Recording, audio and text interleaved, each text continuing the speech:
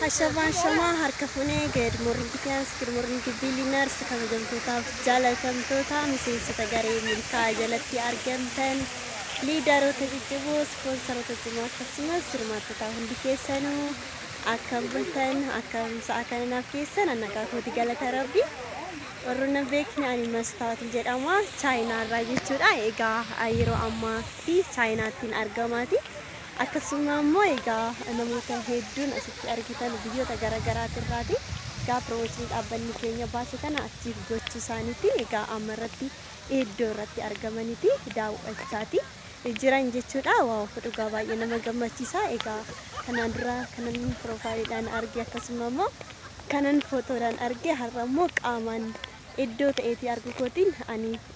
sirriitti gammadee jechuudha hundi keessanuu baga gammaddan jechuu barbaada gaa itti aanuun immoo isinis akka argitan abdii qaba jechuudha jabaadhaa hundi keessanuuti jabaadhaa hojjedhaa egaa dhaabbanni keenya dhugaa sirriitti kan nama gammachiisudha egaa kan hojjetullee akka idil addunyaatti jechuudha egaa namoonni hedduun biyyoota garagaraati irraati egaa iddoo tokko ta'aniiti amarratti waliin yeroo bareedaa ta'e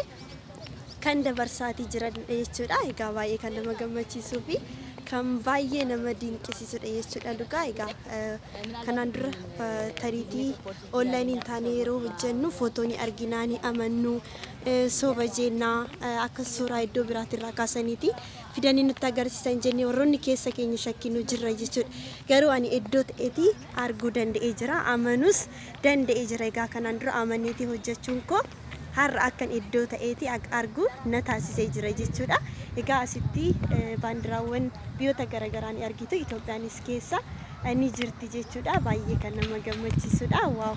egaa guyyaa har'a haala kanaan oolmaa keenya bareeda ta'een